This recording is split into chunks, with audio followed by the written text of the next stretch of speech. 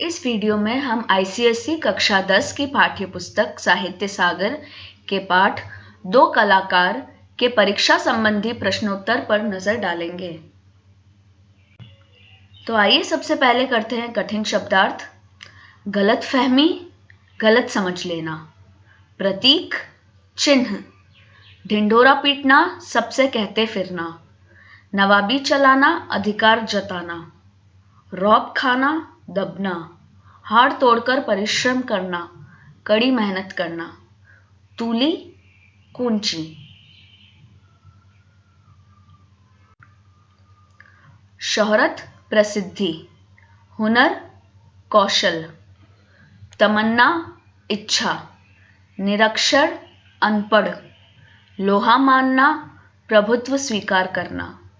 फरमाइश, मांग। प्रदर्शनी, नुमाइश। अब देखते हैं अवतरणों पर आधारित प्रश्नोत्तर। पहला अवतरण। लौटी तो देखा 3-4 बच्चे उसके कमरे के दरवाजे पर खड़े उसकी प्रतीक्षा कर रहे हैं।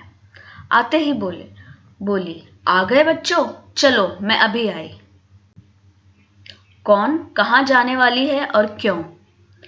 अरुणा, जो कहानी की मुख्य पात्रा है, हॉस्टल के बाहर मैदान में गरीब चौकीदारों, नौकरों और चपरासियों के बच्चों को पढ़ाने जाने वाली थी। वह एक प्रतिबद्ध समाज सेविका है।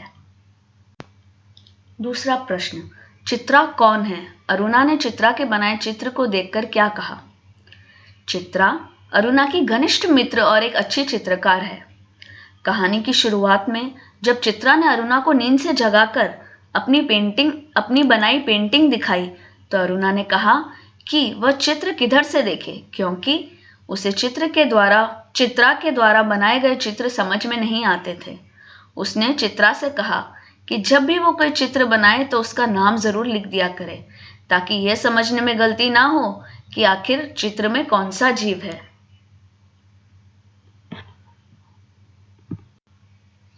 तीसरा प्रश्न। अरुणा का चरित्र चित्रण कीजिए। अरुणा कहानी की प्रमुख पात्रा है और चित्रा की घनिष्ठ मित्र है। वह हॉस्टल में रहकर पढ़ाई करती है, किंतु उसका मन समाज सेवा में ज्यादा लगता है। वह हर समय समाज सेवा में व्यस्त रहती है। वह गरीब बच्चों को पढ़ाना अपना कर्तव्य समझती है। वह भावुक, संवेदनशील, दयालु, दूसरों के दुख को अपना दुख समझने वाली, दूसरों की समस्या व संकट में स्वयं भुला देने वाली लड़की है। अरुणा एक भिखारन की मृत्यु होने पर उसके अनाथ बच्चों को अपनाकर उन्हें अपनी ममता की छाया प्रदान करती है। चित्रा चित्रकला से जुड़ी है और अरुणा समाज सेवा से। क्या इस दृष्टि से अरुणा को भी कलाकार माना जा सकता है? अपने विचार लिखिए। चित्रा चित्रकार है, अरुणा समाज सेविका है। वह समाज के छोटे बड़े सभी लोगों का जीवन संवारने का प्रयत्न कर रही है। चित्रा मनुष्य और समाज के बाहरी रूप को कागज के पन्नों पर उकेरने का कलात्मक कार्य करती है। अरुणा मनुष्य और समाज की आत्मा में निहित संवेदनाओं को संवारने का लोकहित कार्य करती है। एक दुखी मनुष्य का चित्र बनाने से बड़ी कला मनुष्यों के जीवन को संवारने में है। मेरे अनुसार अरुणा मानव जीवन की कलाकार है। इस दृष्टि से वह अरुणा भी एक श्रेष्ठ कलाकार है। दूसरा अवतरण। क्या? चित्रा की आंखें विस्मय से फैली रह गई। क्या सोच रही है चित्रा? कुछ नहीं, मैं सोच रही थी कि... पर शब्द शायद उसके विचारों में खो गए।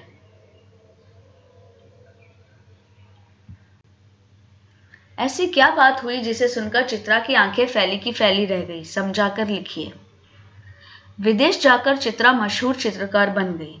अखबारों में भिखारिन और 2 अनाथ बच्चों के उस चित्र की बहुत प्रशंसा हुई, जिसने चित्रा को शोहरत की बुलंदियों पर पहुंचा दिया। जब दिल्ली में चित्रा की चित्रों की प्रदर्शनी का आयोजन किया गया, तब वहां अरुणा भी उस मृत भिखारिन के 2 बच्चों के साथ पहुंची, जिसे अरुणा ने गोद ले लिया था। चित्रा के पूछने पर जब अरुणा ने बताया कि ये दोनों बच्चे उसी भिखारिन के हैं जिसे देखकर चित्रा ने रफ स्केच बनाया था, तभी चित्रा की आंखें फैली की फैली रह गई। किस तस्वीर को प्रथम पुरस्कार व प्रसिद्धि मिली थी? वह किस जगह का चित्र था? विदेश जाकर चित्रा कला उन्नति के शिखर पर पहुंच गई। विदेश में उसकी कला बहुत सराही गई। विशेषकर भिखारिन व उसके दोनों अनाथ बच्चों की तस्वीर की प्रशंसा से अनेक समाचार पत्रों के पन्ने रंग गए थे। अनेक प्रतियोगिताओं में चित्रा का अनाथ शीर्षक वाला चित्र प्रथम पुरस्कार प्राप्त कर चुका था।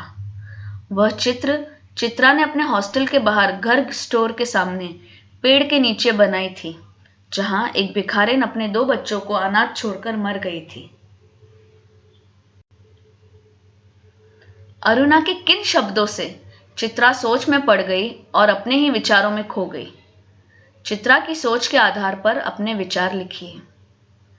चित्र प्रदर्शनी के समय जब चित्रा ने अरुणा के साथ आए दोनों बच्चों के बारे में पूछा कि वह किसके हैं, तब अरुणा ने बताया कि वे दोनों बच्चे उसके हैं। चित्रा ने इसे अरुणा का मजाक समझा। जब बच्चे पिता के साथ विदा हुए, तब चित्रा ने दोबारा पूछा कि ये प्यारे बच्चे किसके हैं। इस पर अरुणा ने अनाथ शीर्षक वाली तस्वीर के दोनों बच्चों पर उंगली रखकर कहा कि ये ही वे दोनों बच्चे हैं। यह सुनकर चित्रा के पैरों तले की धरती खिसक गई। वह स्तब्ध रह गई।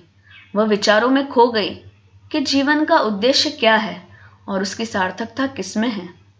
उसने पहचाना कि जो शोहरत उसने पाई है वह अरुणा के निस्वार्थ सेवा भाव के आगे कितनी फीकी है।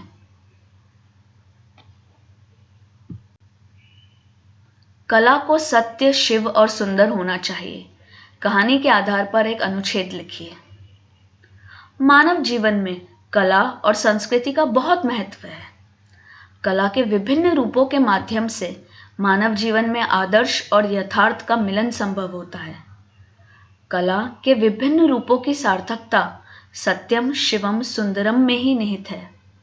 संगीत, नृत्य, चित्रकला, मूर्तिकला आदि कला के कई रूप हैं, जिसमें जीवन के सत्य को मानव कल्याण अर्थात शिवम के रूप में प्रस्तुत करना चाहिए।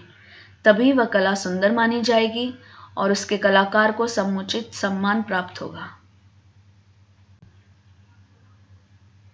प्रस्तुत कहानी में चित्रा ने मृत भिखारिन और उसके 2 अनाथ बच्चों की तस्वीर बनाकर जीवन के कटु सत्य को तो अभिव्यक्त कर दिया, किंतु उन बच्चों की अनदेखी कर उसने कला के सबसे महत्वपूर्ण हिस्से शिवम की अवहेलना कर दी।